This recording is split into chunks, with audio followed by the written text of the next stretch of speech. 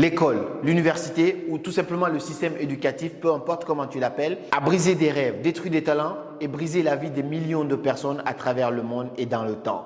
Mais on ne se rend pas compte. Dans cette vidéo, je voulais partager avec toi 10 choses très importantes qu'on nous cache sur l'école, qu'on devrait tous savoir, mais que personne ne nous dit. Parce que je me rappelle une fois, quand j'étais petit, une dame était venue, c'était une journaliste dans mon école, pour demander à tous les enfants, tous les élèves, qu'est-ce qu'ils voulaient devenir quand ils seraient plus grands. Je me rappelle à l'époque que j'avais dit à la dame, je veux devenir ministre.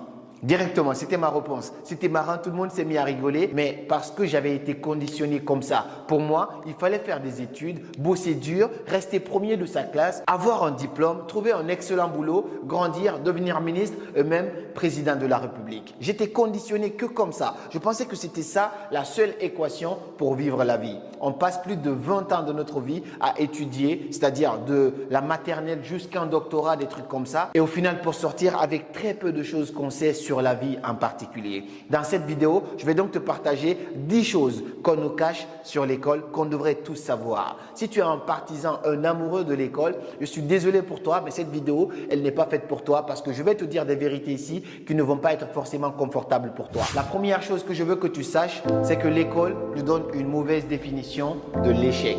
J'ai toujours pensé que échouer était une fatalité. Je regardais très mal ceux qui rataient leurs études, ceux qui redoublaient la salle, les classes, ainsi de suite, ceux qui rataient leur BEPC ou leur bac. Je voyais tout ça d'un air différent, d'un air très négatif parce que c'est ce qu'on m'avait toujours conditionné. On se bat pour avoir des notes, on étudie les cours juste pour comprendre qu'est-ce qui va venir à l'examen et au final, on essaie tout simplement d'éviter une chose, c'est l'échec. Si tu n'es pas prêt à échouer, c'est que tu n'es pas prêt à gagner. C'est ce qu'on aurait pu nous enseigner indirectement, mais l'école nous fait toujours croire, l'université nous fait toujours croire que si tu échoues, tu es nul. Il y a même des universités, quand tu échoues plus de 2 fois, tu n'es plus accepté, tu es rejeté partout. C'est vraiment dommage parce que récemment, j'ai ma petite sœur qui a échoué son BEPC. Elle pensait que sa vie allait s'écrouler. Elle était là triste. Moi, je lui avais promis des petits cadeaux. Elle était là triste pour ça. Je dis, écoute, je te ferai tes cadeaux. C'est pas parce que tu as échoué que je ne vais pas te faire des cadeaux. Là, c'est un enseignement supérieur pour toi. Tu as échoué. Peut-être que l'année prochaine,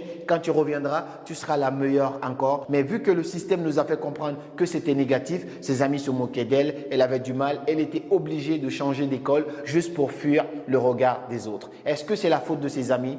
Absolument pas. C'est tout simplement le système éducatif qui nous a poussés à devenir comme ça. Donc maintenant, que tu sois encore dans les études ou pas, il faut que tu te débarrasses de cette croyance limitante. Il faut que tu sois prêt à prendre des risques. Le risque est proportionnel au gain. Si tu veux réussir, alors aussi tu es prêt à perdre. Et si tu perds, sache que c'est tout simplement un enseignement parce que comme je le dis et je le redis, l'échec n'existe pas. C'est juste une manière de retarder et de renforcer la réussite. Le deuxième plus gros problème de l'école, c'est la concurrence. En fait, l'école nous enseigne qu'on est toujours en concurrence avec les autres, avec le système de premier de la classe, deuxième de la classe, troisième de la classe. Ça a toujours été comme ça dans ma tête. Cette concurrence nous détruit au quotidien. On pense que la vie est une course de vitesse, alors que l'école et la vie n'ont absolument rien à voir. Ce n'est pas une course de vitesse. Aujourd'hui, j'ai compris tout simplement que je ne suis en concurrence qu'avec la personne que j'étais hier. Je ne me compare qu'à moi-même. Je me rappelle quand j'ai pris mon année de césure et que je me suis débarrassé de toutes ces croyances par rapport à l'échec, ouais, tu n'es pas en avance, ouais, tu es en retard, ouais, tes amis vont te laisser. J'ai moi-même pris une année de césure, c'est-à-dire j'ai pris une année de pause pour pouvoir me concentrer sur autre chose à côté. Et donc, à partir de ce moment-là, j'ai des amis qui vont dire, ouais, mais il est têtu, pourquoi il ne finit pas ses études? Parce qu'ils ont pris ça comme étant une course de vitesse. Je sais comment ils me regardent aujourd'hui parce qu'ils se disent, ah ouais, c'est vrai qu'il s'est fixé un objectif et il est quand même allé le chercher. Et c'est aussi différent d'avoir des bonnes notes, avoir la meilleure note ou devenir directement le meilleur diplômé pour avoir le meilleur boulot. Ma perception par rapport à cela a totalement changé et je veux que tu changes ta vision par rapport à ça. Tu n'es pas en concurrence avec tes amis. C'est l'école qui te fait croire ça. Tu es en concurrence qu'avec toi-même. La personne que tu étais hier doit se regarder et se dire « Ah ouais, il m'a dépassé aujourd'hui ». C'est ça le plus important. La troisième chose qu'il faut savoir sur l'école, c'est que l'école ne nous enseigne pas les fondements de base de la vie. Les fondamentaux de la vie, l'école ne nous enseigne pas cela. Est-ce qu'on vous parle comment aimer à l'école? Est-ce qu'on vous parle comment gérer la peur? Est-ce qu'on vous parle comment avoir plus d'argent, comment devenir riche, tout ce qui est essentiel à notre vie n'est pas enseigné à l'école. C'est pourquoi moi, j'ai décidé de me lancer dans le développement personnel parce que je voulais partager ce qui n'était pas partagé à l'école, faire comprendre aux gens que tout ne se limite pas là, briser des croyances limitantes, vous faire comprendre que ce n'est pas parce que tu as échoué une fois que tu ne vas plus réussir dans la vie. Changer ces croyances-là, enseigner des fondements de base de la vie parce que tout ça nous est manqué à l'école. Qu'est-ce qu'on nous apprend? On a un système qui est là, qu'il faut suivre, que nos parents ont suivi, que nos grands-parents ont suivi, ainsi de suite. Il faut juste suivre ce schéma-là, finir, obtenir un boulot, travailler pour quelqu'un qui a décidé, lui, d'entreprendre et toi, tu as juste un salaire alors que ce n'est même pas proportionnel à 5% de ce que tu as produit. Donc, si on devrait améliorer les choses, il va falloir qu'on commence à enseigner des choses de base. Insérer des cours de développement personnel dans vos systèmes éducatifs. Moi, si un jour je construis une école ou une école de commerce ou une université, il faut qu'il y ait un prof basé spécialement sur le développement personnel. Un prof qui enseigne les fondamentaux de la vie, comment aimer, comment apprendre à se donner de la force, comment surmonter l'échec, comment vaincre la peur, comment devenir plus riche. Il faut que tout ça soit enseigné à l'école et à l'université. Le système serait beaucoup plus complet et d'autres gens pourront penser autrement en dehors de la boîte. Le quatrième gros problème, celui-là, il est très fondamental, c'est que l'école nous pousse au conformisme. Regardez bien le système éducatif. Comment on nous éduque? Vous devez partir à la même heure, vous devez rentrer à la même heure, il y a une récréation, vous sortez tous ensemble. Si tu veux parler, il faut que tu demandes la permission au prof. Vous devez vous habiller de la même façon. Il y a tout un conformisme. On nous apprend à formater notre cerveau de ce qu'on appelle la liberté d'expression, la liberté d'être tout simplement soi-même et on est obligé de suivre la masse. C'est pourquoi même quand les gens ont 40 ans, 50 ans, vu qu'ils ont été éduqués comme ça à travers le système qu'on nous a imposé, ils n'osent pas penser en dehors de la boîte. Moi, je sais quand j'ai décidé de prendre une année de césure, quand j'ai dit que je voulais faire une pause pour pouvoir me concentrer sur mes business, qu'est-ce que les gens ont dit? Les gens disaient que j'étais têtu, je suis con, pourquoi je ne fais pas comme ça? Tout le monde a commencé à me juger, à me rejeter. Mais quand tu acceptes d'être différent, une fois que tu auras fait ce auquel toi tu crois vraiment, la chose à laquelle toi tu crois vraiment, ces gens-là qui te rejetaient, qui te jugeaient de fou, de con, vont venir te demander des conseils. Et c'est ça qui est génial. Donc, ose être différent. Si tu as une autre vision des choses, fais-le différemment parce qu'il fallait qu'il soit fou pour inventer l'ampoule électrique Thomas Edison. Il fallait qu'il soit fou pour inventer ce qu'on appelle l'ordinateur Microsoft Bill Gates. Il fallait qu'il soit fou pour pouvoir faire des découvertes incroyables, toutes ces grandes personnalités. Donc, toi, tu dois accepter d'être différent parce que si tu veux avoir ce que personne n'a jamais eu, tu dois oser faire ce que personne n'a jamais fait. Le cinquième gros problème de l'école, c'est que l'école ne nous laisse pas exploiter notre plein potentiel. Dans la classe où tu es aujourd'hui, dans la classe où tu as été, il y a des génies, il y a des inventeurs, il y a des artistes, il y a des musiciens, il y a tous les talents là-bas, il y a des footballeurs. Mais vu qu'on est tous dans un système qui ne nous laisse pas exploiter notre vrai talent, comment tu peux juger quelqu'un qui doit jouer au foot? Tu le juges par sa capacité à avoir des bonnes notes en mathématiques. Ce n'est pas normal, mais on est tous dans un même système, on est tous là comme des conformistes, et on nous juge tous de la même façon alors qu'on est tous des êtres humains différents. Ce n'est pas pour rien qu'on a une empreinte digitale spécialement à nous. Quand tu mets ton empreinte quelque part,